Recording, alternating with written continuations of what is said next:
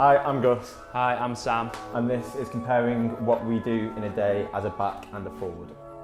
I bet Gus can't do this. No, maybe cut that bit out. No, you can keep it in, yeah. Gus Warr, scrum half, 26, 5'7", 80 kg. Sam Dugdale, back row, 26, 6'1" 3/4", 108 kilograms.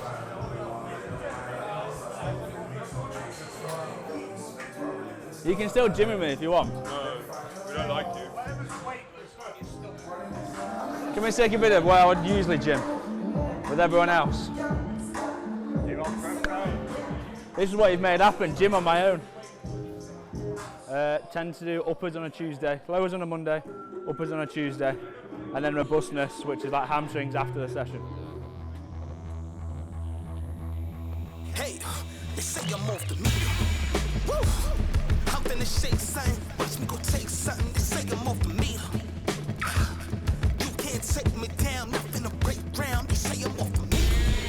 Yeah, I'm finna shake something. Watch me go take something. They say I'm off the meter. Hey.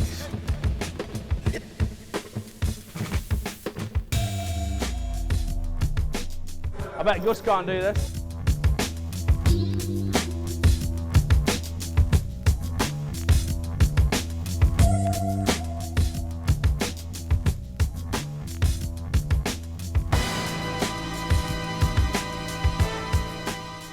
So I'm Adam Simpson, I'm a senior strength and conditioning coach here at Sale Sharks. So my role's primarily with the backs, but we tend to focus a little bit more on speed qualities, whereas the forwards groups, which is quite diverse, but generally will be more focused around force production. Obviously with the scrum maul, it's more about how much force they can produce.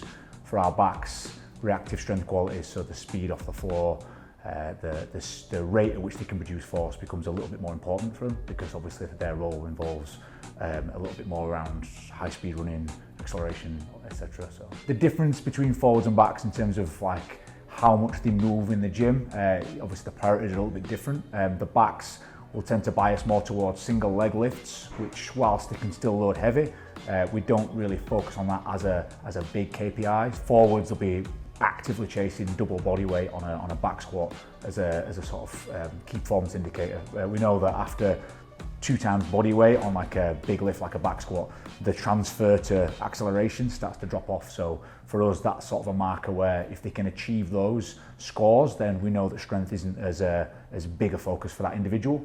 But again, with the backs, that's not as much of a focus for us currently at this point in the season. We're now really focusing on their ability to produce force very, very quickly, keeping a tab on reactive strength, so their ability to get off the floor fast. Yeah?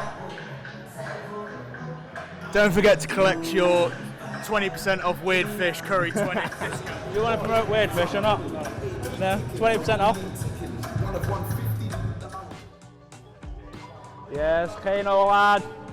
Go on Kano, all you. Push. Yes, Kano. Do it for the cameras.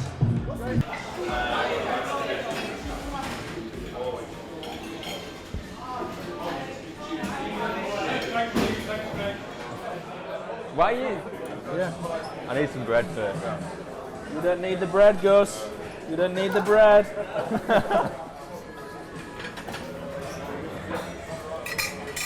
Right. If you look at portion sizes, they probably differ. It's probably portion sizes where you find the greatest difference. We probably eat similar things, but in terms of it's just the amount of what we actually eat probably differs. I have to maintain my weight, because if I don't eat a certain amount in the days or the days off, I fluctuate quite a lot with my weight. For a training day, I reckon it's between 3,000 and 3,500 calories. I'd like to reduce my meals gradually, like in the amount of minutes in games that I've played. I feel like I've got to be robust and be able to fuel myself and recover properly in the week. Getting the carbs back in the body after a tough session. Bit of veg, good for the skin. And then the protein, what we all love here. Piling it on. Ooh. I'll take a few of these. 40-50% protein, 30% carbs and the rest bit of veg. So tend to look like this. We've had a pretty tough day out there, so just trying to refill the body on that front and then get told as much as possible to try and eat the rainbow, so like as many different colours as possible. So yeah, and then gonna have some chicken, like trying to manage portion size and trying to fuel your body. Most important thing is being able to recover, be able to train the next day or recover and prep for the weekend. So yeah, make sure you fuel yourself ready for that. Foul! Yes! Lovely. Crouch! Fine! Set! Yeah! Squeeze! Stay in it! Squeeze! Stay in it! Squeeze! Stay in it! Come on! Squeeze! Don't come off! Squeeze! Brilliant, boys. You're done. Short, lad. Short. As a back row, Dougie goes through a lot of contact. As a scrum half, I have probably the least amount of contacts involved in the game. I think that's... He plays in a dinner suit. Yeah, pretty much, yeah. As a 9, it's more just running meters and being as quickly as you can to the breakdown. If I play 80 minutes, I'm probably looking at about 8K. I think mine's anywhere from 6 to 7, would you say? Around that, because as a back row, you still need to be able to move. Sale do kick the ball a lot, don't they? No, maybe cut that bit out. No, you can keep it in, yeah. I think today probably shows a pretty big split in terms of they had a forwards unit session in the morning where they did line-outs and scrum, and then the backs don't normally have one, but the 9s have an extra kicking session in there. So whilst they're scrumming and mauling, our extra session in the day is box kicking. So yeah, it's pretty different physical demand.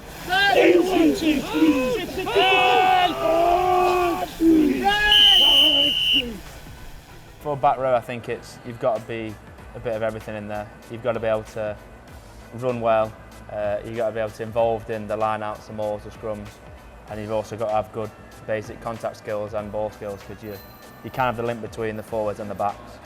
Being a 9, you need to have the fitness to be able to play the game and play at tempo, and then be able to execute your skill. But I think a lot of it comes from game sessions and like game flow and game simulated stuff. You need to be able to read the game and understand it to actually know what's best for the team to deliver.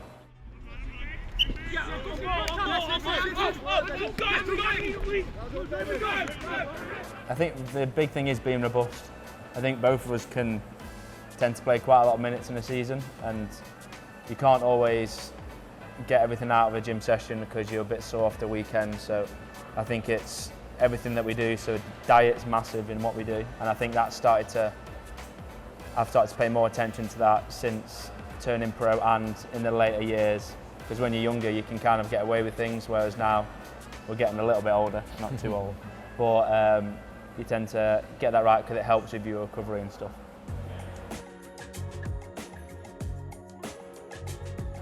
I don't want to say. If we were to swap sessions for the day, I think Dougie would physically be better, because I would not do well in the forwards units. Yeah. I'm glad he said that. Yeah, no, probably. I mean, I don't really do much. I'm not the tallest. Yeah. I don't think you'd see much attacking rugby or good kicking, but you'd at least be able to complete the session, I reckon. Thank you. I might not be able to say the same for you.